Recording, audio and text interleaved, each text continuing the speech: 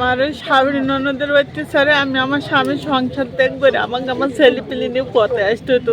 তখন বল শক্তি ছিলাম, মানুষের বাড়ি কাজ করে খেয়েছি, আর আমার এখন আর বল শক্তি নেই। আমি অসুখ আর পারিনি, তাই মানুষের দুয়ারে যাই আমি সেই খেতে। আমি এই ভাবু খাই, কেউ যদি আমার জন্য একটু সহযোগিতা করতো আমি একটু দাঁড়াতে পারতাম। আমার এই যে টুটুল ভাই আমাকে কটা ডিম টিম কিনে দেয়, আমি তাই বেশি। হাঁসের ডিম 20 টাকা, মুরগির ডিম 10 টাকা। আমার স্বামী নেই, আমার বাপ আছে, আমার মা মরে গেছে, আমার বাপ আমাকে দেখে না, আমার কেউই নেই। এই বছর এখন আমার ছেলেপিলির মেয়ের বয়স 16-18 বছর, ছেলের বয়স প্রায় 20 বছর এমন হয়ে আসছে। এই ছেলে ভালো না, ছেলে খাটে খুঁটে না, ছেলে তত সুবিধা না, মেয়েটুকু আমার ছোট, তাই কেউ আমাকে দেখাশোনা করার মতো আমার কেউই নেই। আমাকে যাক টাকা দিয়ে দেয় সেইটুকু সাহায্য করার মতন আমার কেউ নেই।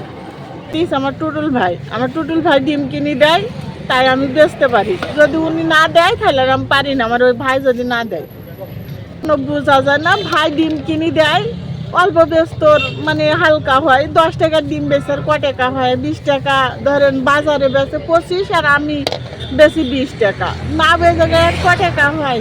ভাই আমাকে নিষেধ করেছে যে আমি যেটা দিছি না দা তুমি আমার সাথে বুঝে নিবো। আমার ভাই আমাকে টাকা দেয়, বিক্রি হয় 1000 টাকা মতো, 800-900 টাকার এমন বিক্রি হয়। মানুষজন আসুক খাক, তখন হয়তো বেশি হতে পারে, 100 টাকা করি 200 টাকা করি এমন, মানে আমার সংসার খরচটা, ওষুধ কিনতে পারি। আমার সপ্তাহে 400 টাকা ওষুধ লাগে, ভাই ওইটা দেয় আমাকে।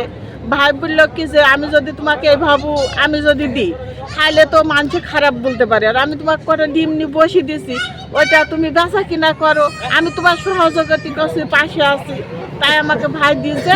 আরে আমি এটা ধরেন আমাকে ভাই দেখাশোনা করে, খাওয়া দাওয়া সবই ওনার বাড়িতে। টুটুল ভাই মালিক, আমি ওনার বাড়ি ভাড়ায় থাকি, ওই টুটুল ভাইয়ের বাড়ি ভাড়ায় থাকি। আমি এটার ব্যবস্থা করে দিয়েছে, আমি ওনার বাড়ি ভাড়ায় থাকি, আমার কষ্টটা দেয় কি টুটুল ভাই আমাকে সাহায্য করছে। আমার চলে না, মানে আমার এই যে বেচা কিনা করি 10 টাকার 20 টাকার এই ডিম কিনি আমি, এটা আমার হয় না, লাভ হয় না, এটা বরঞ্চ চলার মতনও কোনো আমার পরিস্থিতি হয় না। এই বাজারে বেচে 15 টাকা মুরগির ডিম, আর আমি সে জায়গায় 10 টাকা দিই, তাহলে আমার চলার গতি হয় না ভালো। হাঁসের ডিম সব জায়গায় দেয় 20 টাকা 25 টাকা, আমি দিই 20 টাকা। 10 টাকার 20 টাকা করে ডিম বেচছি, সবাই যদি আমার কাছে খায় তাহলে আমার কিছুটা পুষে যাবে, আমি একটু ভালোভাবে চলতে পারবো। আর এই যে আমি আর 800-900 টাকায় বেচা কিনা করে আমার তো কিছুই হয় না, আমার ডিম কিনা টাকাটাই গায়ে বাঁধা হয়ে যায় দিতে গিয়ে, কিছু আমার তো লাভ হয় না। সবাই যদি টাকা 15 টাকা এই 25 টাকা আর আমার কাছে 10 টাকা 20 টাকা, আপনারা সবাই মিলে যদি আমার কাছে খান, বাজারে ছাড়া আমার কাছে দাম কম, আপনারা যদি সবাই খান তাহলে আমার সংসারটা ভালো চলবে। আপনারা ইতিমধ্যে যাকে দেখতে পাচ্ছেন, ইনি আসলে একটা অসহায় মেয়ে।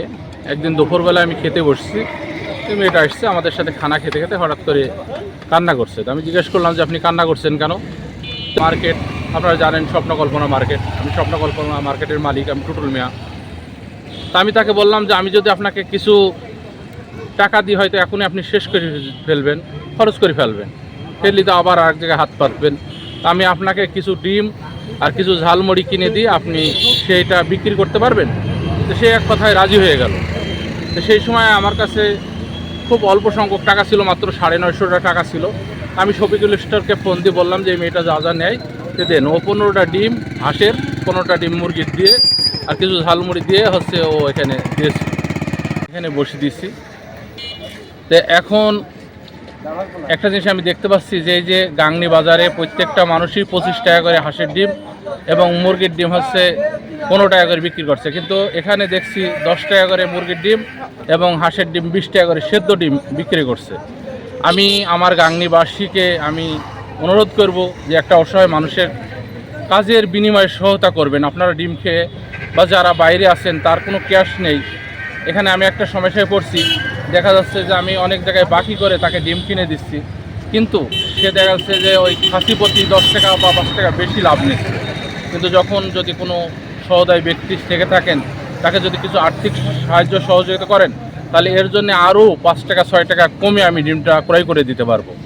তো এই জন্য আপনারা অনেকজনই, অনেক ভাই, অনেক এলাকার মানুষ বিভিন্ন জায়গায় বিভিন্ন সহায়তা করে থাকেন। আমি আপনাদেরকে অনুরোধ করি বলবো যে একটা গরিব অসহায় মেয়ের পাশে আপনারা দাঁড়ান। প্রত্যেকটা সমাজের বিত্তবান ব্যক্তি আছেন যারা সাহায্য সহযোগিতা করেন। টাকা দিয়ে সাহায্য সহযোগিতা না করতে পারেন, তাহলে অন্তত আপনারা একটা করে ড্রেম ক্রয় করে ওই মেয়েটাকে সহযোগিতা করবেন। ইনশাল্লাহ আপনারা আমার জন্য দোয়া করবেন, আমি যেন এরকম ভালো কাজের সাথে জড়িয়ে থাকতে পারি। আর ডিমটা বিক্রয় হচ্ছে বেলা 1টা থেকে রাত্রি 9টা পর্যন্ত। অনেকজন এসে ঘুরে যান, বলেন যে না এরা প্রতারক, বিক্রি করে না, এমনটি যেন না হয়। সবার সাহায্য সহযোগিতা কামনা করে আমি সবাইকে ধন্যবাদ জানাই এবং আরও ধন্যবাদ জানাই যারা এই সংবাদের মাধ্যমে বিভিন্ন মানুষের কাছে দূরগড়ায় পৌঁছিয়ে দিচ্ছে। তাদেরকে আমার পরিবারের পক্ষ থেকে এবং আমার মার্কেটের সকল ব্যবসায়িকদের পক্ষ থেকে কৃতজ্ঞতা প্রকাশ করে আমি আমার বক্তব্য শেষ করছি। আসসালামু আলাইকুম।